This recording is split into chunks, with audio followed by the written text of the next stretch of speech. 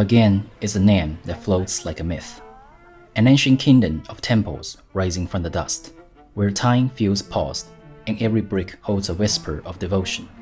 But I didn't come here just as a tourist. This journey was unexpected, a personal one. I was taken around by someone I just met, and her mom, both deeply devout Buddhists. I didn't speak the language. I had no internet. I simply followed, and what unfolded was something closer to a pilgrimage than a trip. In the next few days, I stayed in a resort by the river, shared a traditional Bagan feast of many dishes I couldn't even name, rode horses among ruins, and visited temple after temple, each one revealing something new. A pagoda built to enshrine a Buddha's relics, a temple haunted by an unfinished past, and another that gestures not just to the present, but to a Buddha who has yet to come. Some moments were silent, others surreal. And through it all, Tanaka on my face, gold leaves in my hand, I was simply there, present. This is Bagan, not just seen, but felt. And this is how the journey begins. I'm coming to halfway from Yangon to Bagan. This is 115 highway, and I am at a restaurant called Fufu Express. This is one of the very famous locations that serves all kinds of curry and food near the city of Naypyidaw, which is the capital of Myanmar, the new capital. And this place is very popular. A lot of people are eating here. You have a selections of all different kinds of curry that you can choose. I think there's over 30 kinds of different curries and dishes. And here I have some of those. I have a pork, I have fish, two different types of fish, potato, a soup, fried chicken, and there's a traditional platter, and there's a sauce. First, we have this vegetable platter called lapi. This is a traditional thing that Myanmar people eat with a meal. I already had this once before when I was eating at the curry place. The first day I arrived, so Sam set up some different herbs. The variation could be a little different. This one has cucumbers, some cabbage leaves, and the sauce is the same. I think the shrimp paste, fish sauce type of flavor. It is exactly that fermented umami stinky flavor on that sauce. I think this is bamboo. Yeah, this is bamboo shoots.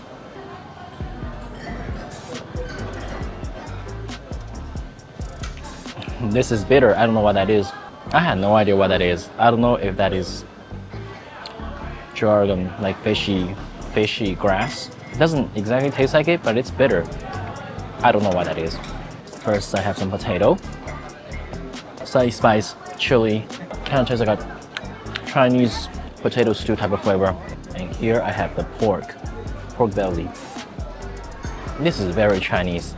Tastes almost exactly like the Chinese dish Mei Cai Kou Rou, which is pork with a type of fermented vegetables, except this one doesn't have Mei Cai in it, but you still have that flavor. Next up, we have a spicy fish, and we have some gravy here. Oh, this fish is really tender. The fish's got tiny bones in there. No problem, I'm Chinese. Meat is really tender. I think they use some fermented condiment in this one as well. Slightly funky flavor. Not really spicy, although it looks red. I'll describe this as savory, umami, slightly funky flavor. The flavor here is very gentle. It's still got a small amount of heat to it. Here is another fish. The interesting part is this leaves here. It is called yue yuan in Burmese, and it's a leaf from a tree, and it tastes like slightly sour and nutty. Then you have the fish to go with it, so it's savory and this unique nutty sour flavor. Well, I like it. And here we have the soup, just some gourd and the glass noodle pieces. This one pretty simple. A little garlic, white pepper. This one also feels kind of Chinese, except the addition of the white pepper is a bit more heavier than the Chinese counterpart. Lastly, we have a traditional Burmese fried chicken called lebambia. This is a hand operation.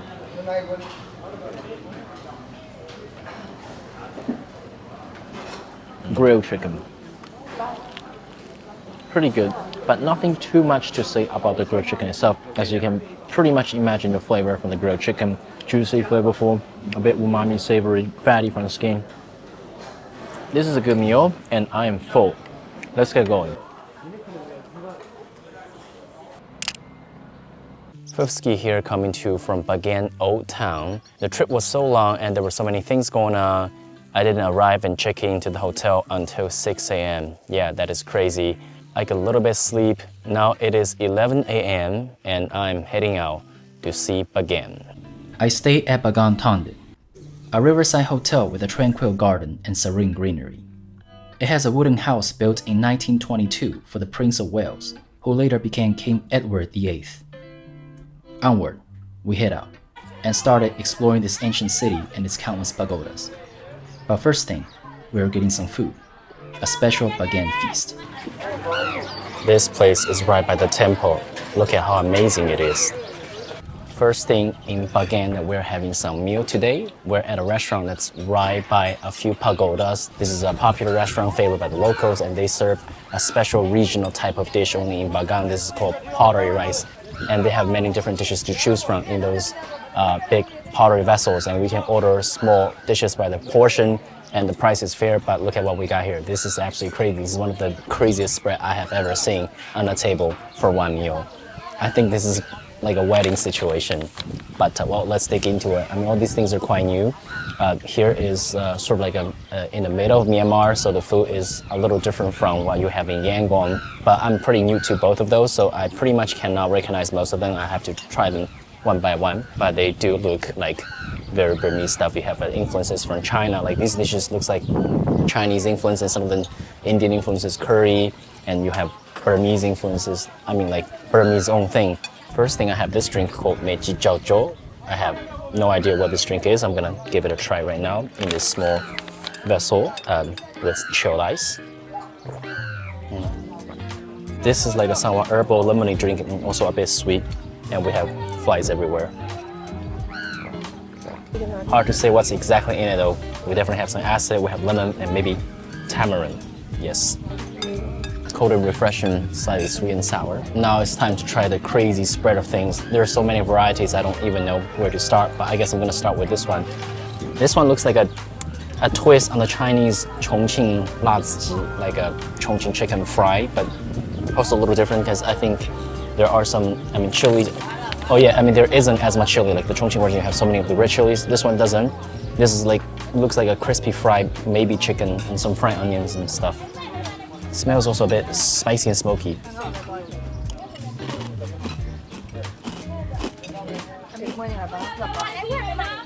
Oh shit, that is good. You hear that, right? Very, very crispy. Maybe that's not meat. Maybe like, I don't know, dough pieces? I think so. This is called dadu in Myanmar, and it is indeed fried mantou pieces. But the flavor pretty much tastes like the Chongqing chicken version. Not as smoky, but you still have some heat to it. But I didn't expect the dish to transfer the flavor completely into these bread pieces, and also very crispy. So it's like a mantou version of the Chongqing chicken. Let's try some other things. This vegetable looks like morning glory, maybe. I think that's kind of what it is. And this one uses a bit acid, tamarind, lemon, some chili. This one has a bit of like the Thai influences in terms that it's seasoned with acid. And this thing looks like mutton greenish curry. No idea what that is.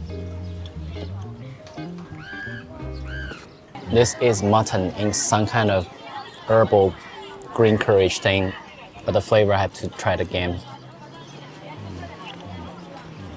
I think this is like the herbal version of the mutton curry, of the red mutton curry counterparts. A bit bitterness as well. I have to try a little bit of the gravy with the oil and all. I can't quite say, and there's some mild spices in there. Definitely a blend of spices, a little bit herb, a little bit like tiny bitterness, interesting flavor. And also there's so many dishes, like my taste bud will get confused after like just a couple of them because everything's so new. I have to reset my palate a little bit. Maybe I should drink some of the soup here. This is the soup. Similar to all the other, I don't know how to call this place that you have many dishes, right? Like in Thailand, you call this khao gan. So all of these dishes come with some type of soup, like the one we had yesterday and also the one I had before. This is just a vegetable soup with, again, a bit of a acid, maybe tamarind or lemon. We have different things here: cabbage, gourd, bamboo shoots, and a pickled chili as well.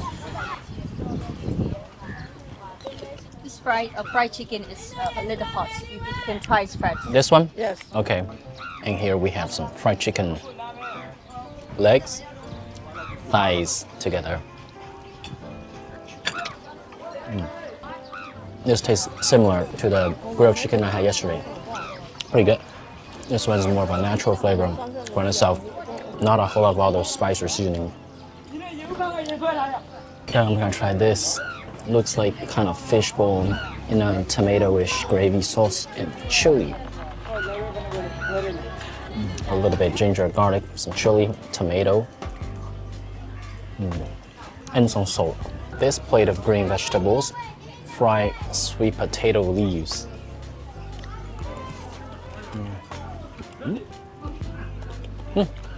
I like this one. Really crunchy, and this one tastes very, very much like a Chinese dish, but I don't know what's the name. Maybe it's the same thing. I can almost say like I 200% have this dish before in China, but just in a little bit different representation. There isn't a bean sprout in it, just this vegetable. Tastes exactly the same, even the seasoning a little bit garlic.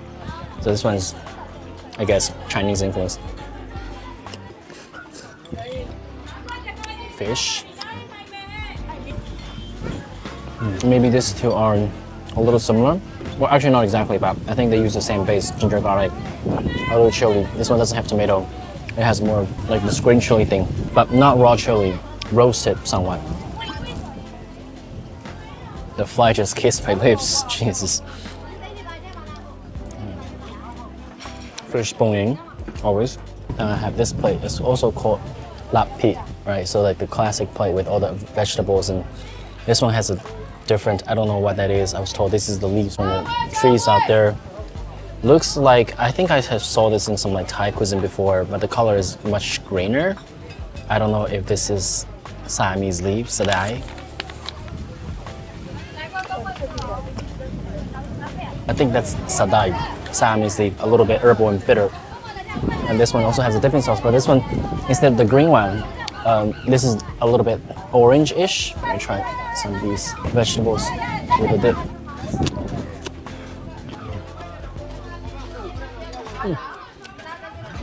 The color is different, but the taste pretty much is the same, but more spicy.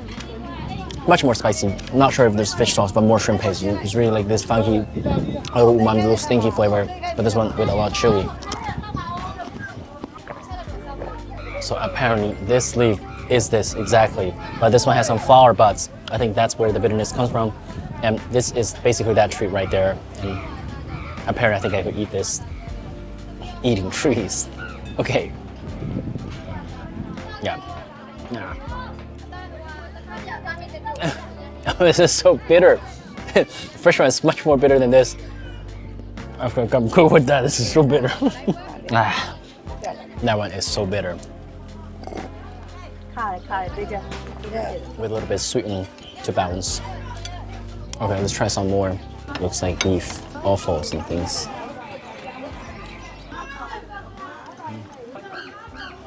This is in a thin curry, not heavily seasoned. There are so many dishes. I don't think I can go over every single one of them, but I'm gonna pick some highlights. This one, mutton, rich in flavor, seasoned with spice, aromatic. Almost tastes like a nihari, but not as intense as the Indian version. This one is a bit more tuned down, like a thin oil curry gravy. And here we have pork. This one also had before. Tastes like the Chinese Hong Shao Rou, rib braised pork. Similar, but maybe not as sweet and also not as tender. This one has a dark gravy, maybe pork and some eggplant. I'm not sure. Oh, indeed, pork. This one is fried, almost a little crispy. This is egg curry. This one I know, seen many recipes online before. No, I have eaten so many dishes, I don't even know which is which when it comes to the curry.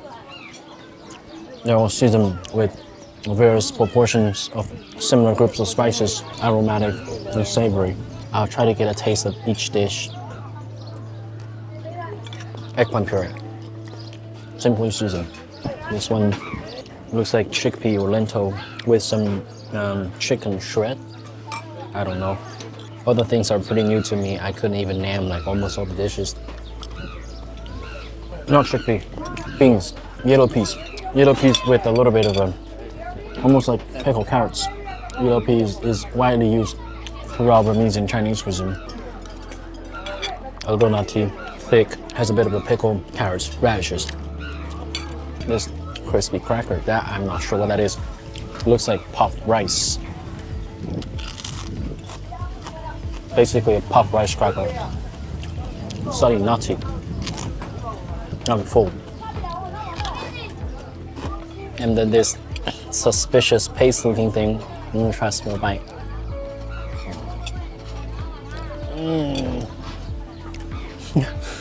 Shrimp paste, concentrate, and also a little bitter. I think this is like a condiment, not to be eaten by itself. Now here I have a little bit of this yellow curry-ish thing. Looks like paste only, maybe some cooked down vegetable.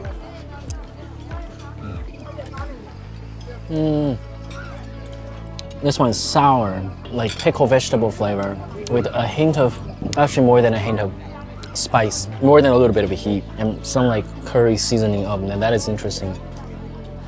Yeah, that's like a typical yellow curry and pickled cabbage had a baby together, and you dust chili powders on top. That type of feel. This spread of blackish thing, I was told this might be like burnt onion or something. I mean, like this meal, I'm so not sure.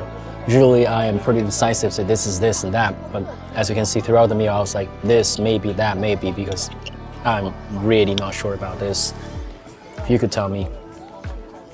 This is, it has a little bit onion inside, and this thing is like red beans, or pinto beans puree.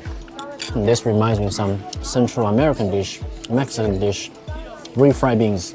That type of base, but with a completely different seasoning profile. We have a little bit onion and a little bit like acid again, and some spice. Interesting, what can I say? Interesting. Not bad. Looks like either a potato or a chickpea tofu. I think that is chickpea tofu. Tastes like tofu but firmer.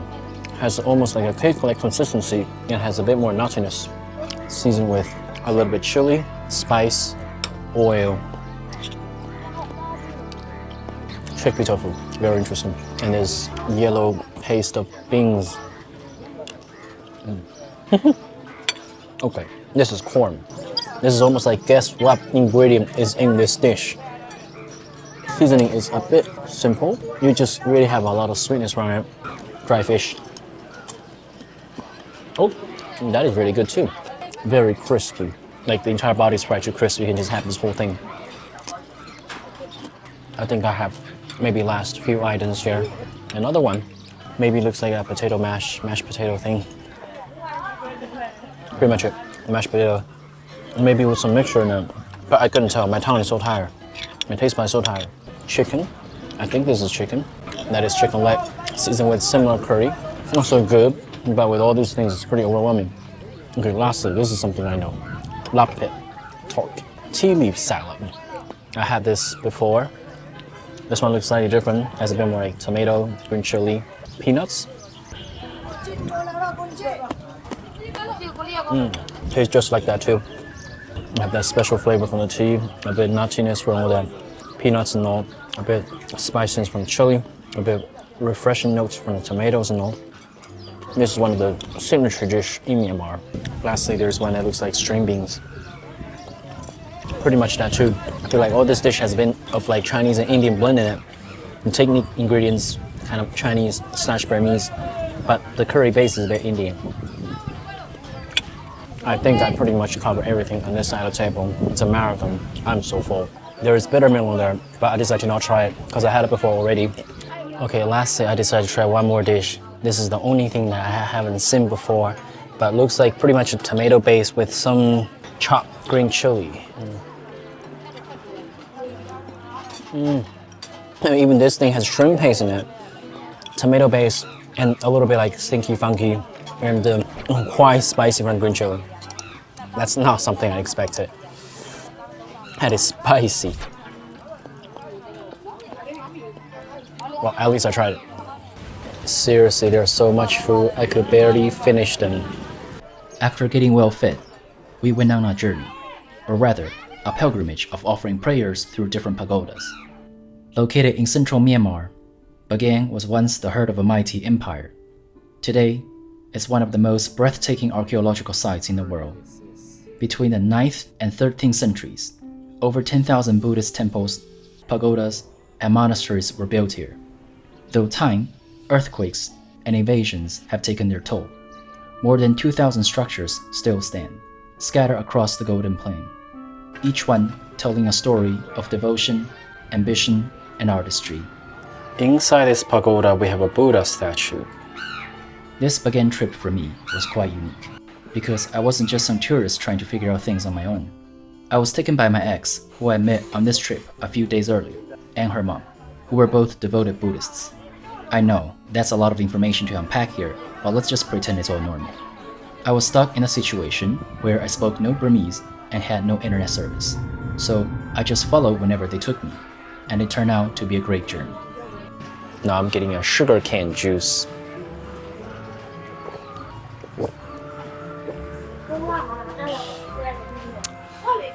Oh, very sweet. The first pagoda we visited was Lawkananda Pagoda. Perched gracefully on the banks of the Irrawaddy River, Lawkananda Pagoda was constructed in the 11th century by King Ananda, the founder of the Bagan Empire. Now I'm going around the pagoda for good wishes.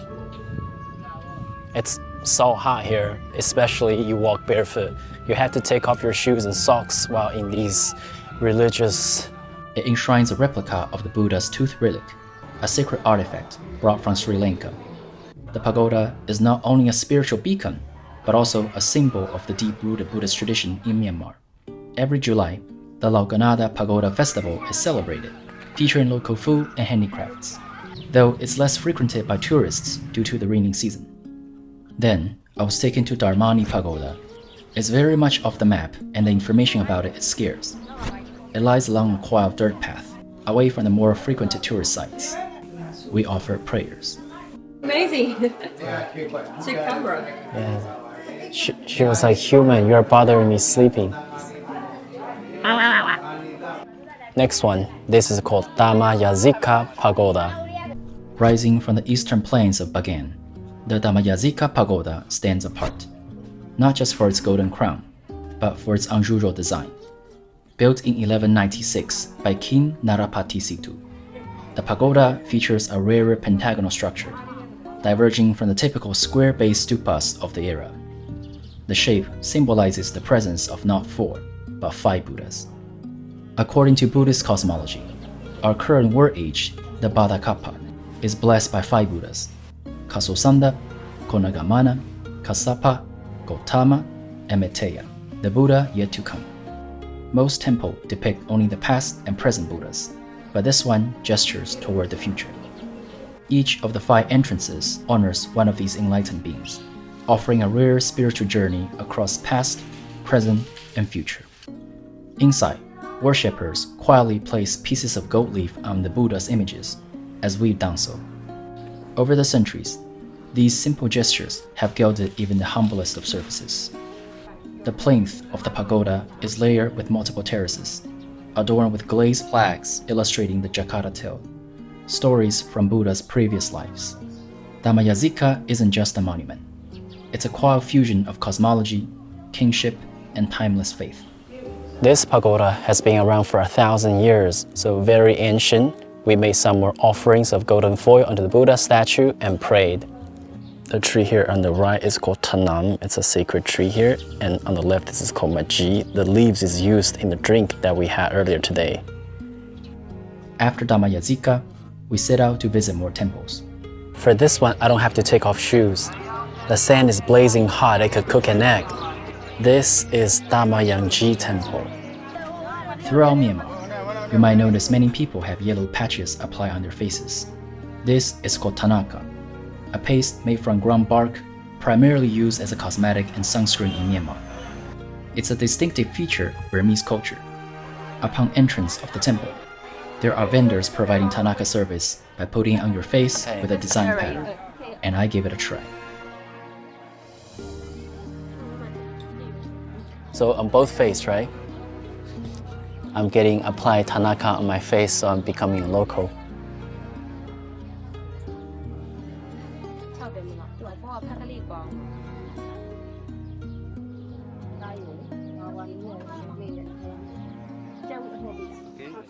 Down?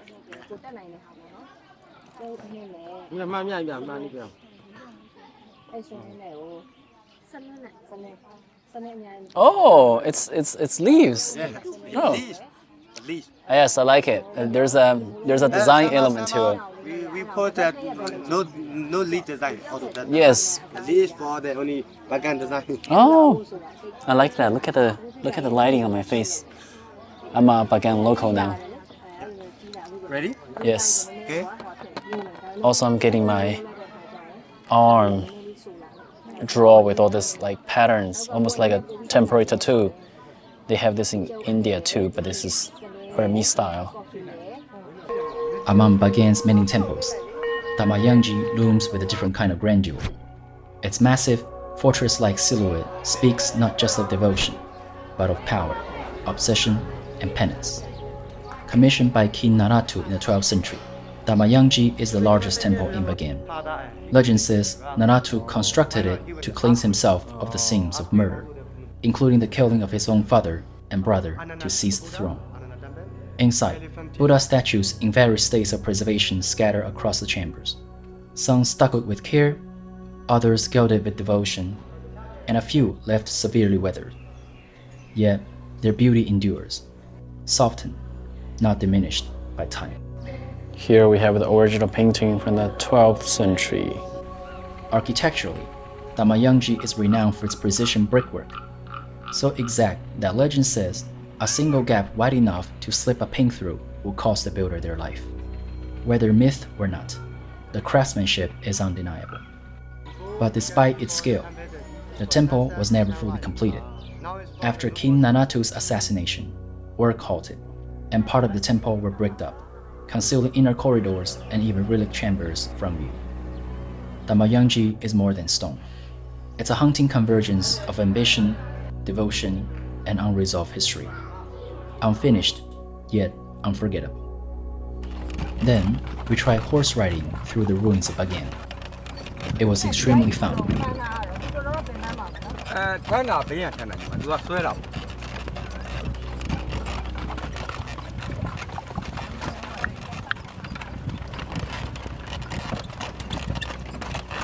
There are so many of these horse carts. The temple visiting ensued. The sunset is beautiful. We entered Ananda Temple near sunset soon before they closed. Hence, I didn't get a good tour around its exterior, just a glimpse of gold above the trees.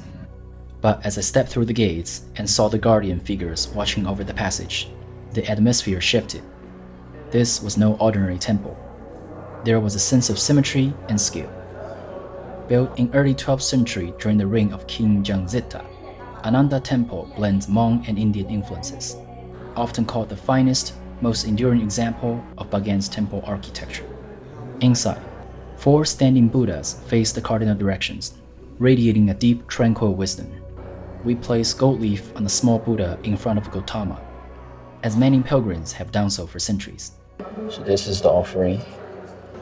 Take it off on the back. A gesture of devotion, renewal, and reflection. There is golden foil. I'll put it onto the Buddha statue. Okay.